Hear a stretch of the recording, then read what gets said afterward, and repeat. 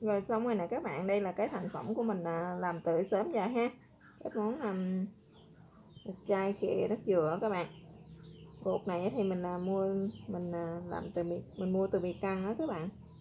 Ha, các bạn nhìn giống rất là giống ruột heo luôn ha.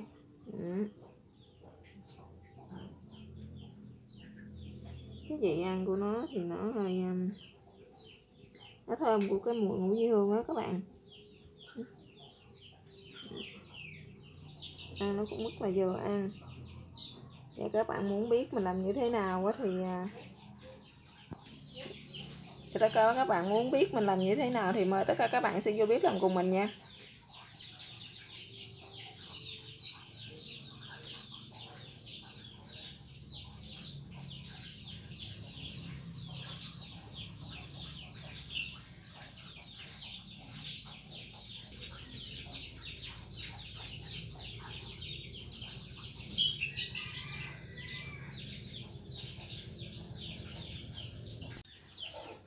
Chào tất cả các bạn, hôm nay mình sẽ chia sẻ với các bạn cái món làm bì căng mình khìa nước dừa nha. Trước tiên thì mình sẽ có đây là 4 cái bì căng nè các bạn. Rồi, những cái cây mì căng này các bạn mà muốn nó ngon thì các bạn phải lựa những cái cây nó trắng như thế này nè các bạn, mà nó mềm ha, nó không có bị nhớt, nó không có bị nhớt nước đó các bạn. Đó là bì căng mới nha. Tiếp theo gia vị thì mình sẽ có đây là các bạn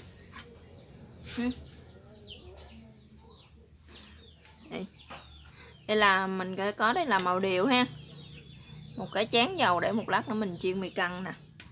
Ở đây là bột ngọt nha các bạn, đây là nước tương ha, còn đây là ngũ vị hương nè, đường, hạt nêm, tiêu và một ít hành bô rô nha các bạn. Thì nếu mì căng mình khi nước dừa thì chắc chắn là mình sẽ không thiếu, đó là nước dừa tươi. Đây là mình sử dụng một chén nước dừa tươi nè các bạn. Bây giờ mời tất cả các bạn sẽ vô bếp làm cùng mình nha. Và trước tiên thì chúng ta sẽ đi ướp mì căng này trước. Nhưng mà các bạn mua mì căng về thì các bạn nhớ để cho trong nước ấm ha. Các bạn trụng cho mình khoảng 5 phút để cho nó sạch đó các bạn ha. Sạch chắc bụi bẩn của người ta mà bán á. Rồi các bạn vớt ra để cho ráo nha. Rồi bắt đầu mình mới đem đi ướp nha các bạn. Rồi giờ trước tiên thì chúng ta sẽ cho vào đây 1 muỗng cà phê bột ngũ vị hương nha các bạn. Mình sẽ cho vào đây 1 muỗng.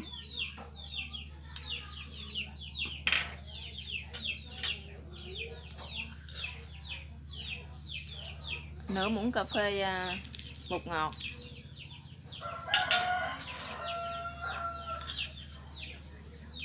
1 muỗng cà phê hạt nêm chai nha các bạn.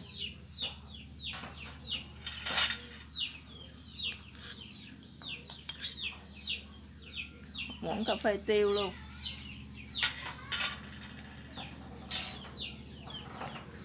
Rồi mình sẽ sử dụng cái muỗng này nè các bạn. Mình sẽ ướp đường như đây ha. Mình sẽ ướp 1 muỗng đường trước đi các bạn.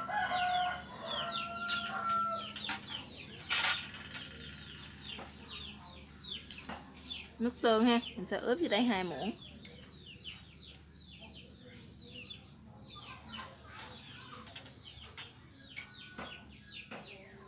Rồi, bây giờ cái màu điều mình cũng sẽ ướp vô đây luôn. Để cho nó thấm cái màu cho nó đẹp nha các bạn. Mình sẽ cho vào đây 2 muỗng màu điều. Rồi các bạn trộn đều nó lên nha, cho nó thấm gia vị đó các bạn. Thì các bạn trộn đều cho mình khoảng từ 5 đến 10 phút nha. Cho nó thấm gia vị vô cái phần mì căng của mình đó các bạn. Rồi bây giờ mình ướp đã được 10 phút rồi đó các bạn. Nó đã thấm vô rồi nè. Giờ bắt đầu mình sẽ đem đi chiên nha. Sẽ bắt một cái chảo lên bếp nha. Để cho cái chảo của mình nó nóng thì chúng ta sẽ cho dầu vô nha các bạn.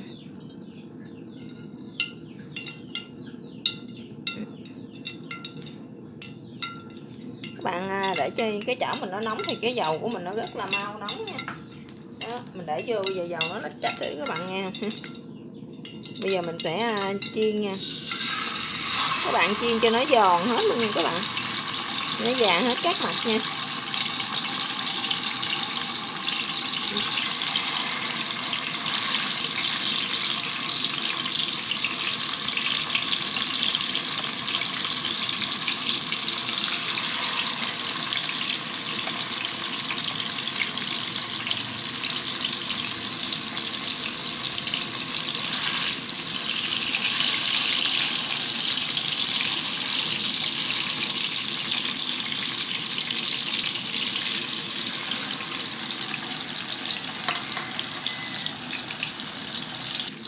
Các bạn chiên cái phần này thì các bạn để lửa hơi riu riu thôi nha, để lửa cho nó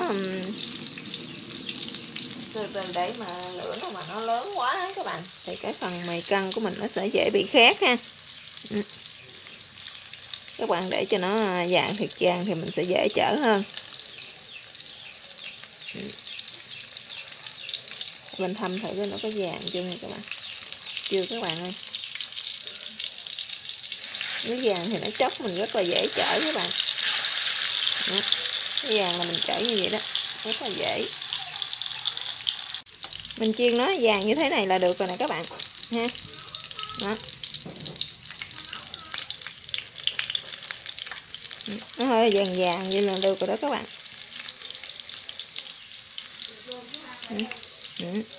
Mình sẽ gấp nó ra, cái nào vàng thì mình sẽ gấp nó ra. Rồi bây giờ mình đã chiên xong rồi nè các bạn ha. Giờ bắt đầu mình sẽ bắt một cái chảo khác lên để mình khìa nữa nha. Các bạn bắt cái chảo lên ha, các bạn cho vô đây một ít dầu nha. Để mình phi cái hành bơ rô của mình đó các bạn, cho nó thơm ha.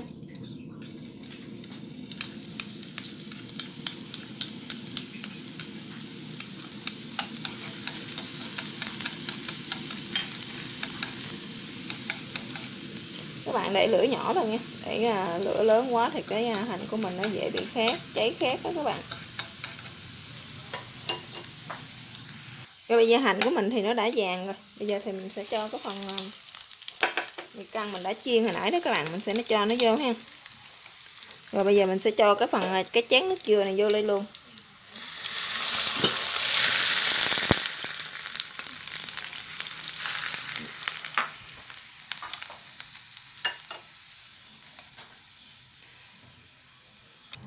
Rồi cái phần mà nước ướp hồi nãy các bạn, mình ướp hồi nãy để mình chiên đó ha, bây giờ mình sẽ cho nó vô đây luôn nha các bạn. Rồi một lát nữa thì mình có thể nêm lại ha, coi nó vừa ăn hay không nha.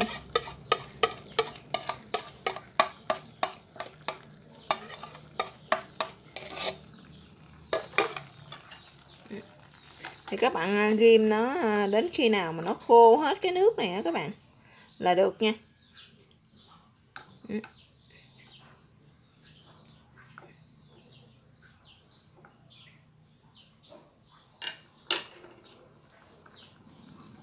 Các bạn để lửa vừa thôi, đừng để lửa quá nhỏ. Bạn để lửa quá nhỏ thì nó rất là lâu.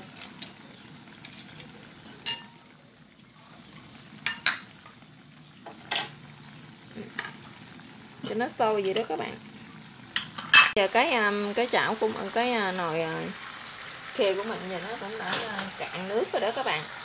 Rồi bây giờ mình sẽ nêm nó coi nó như thế nào nha, có nó vừa ăn chưa nha các bạn.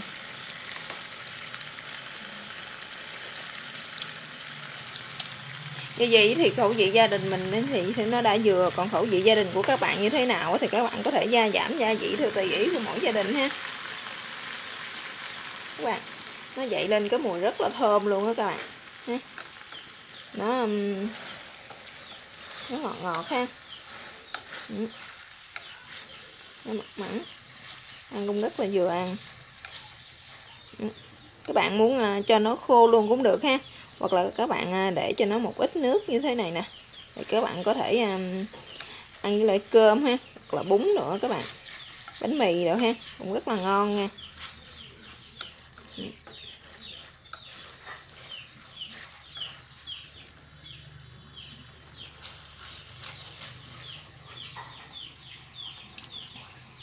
cái món ruột heo chay của mình nè. Bị căng mình khe nước dừa thì cơ bản như vậy thì nó đã hoàn thành rồi đó các bạn. Cảm ơn các bạn đã theo dõi video của mình. Chào các bạn và hẹn gặp lại các bạn trong các video tiếp theo nha.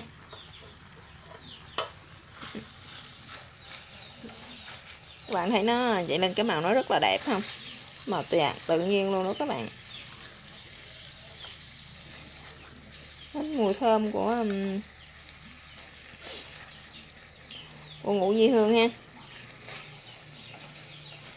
của tiêu nè, ngọt ngọt của nước cốt, ngọt ngọt của cái phần nước dừa tươi á các bạn.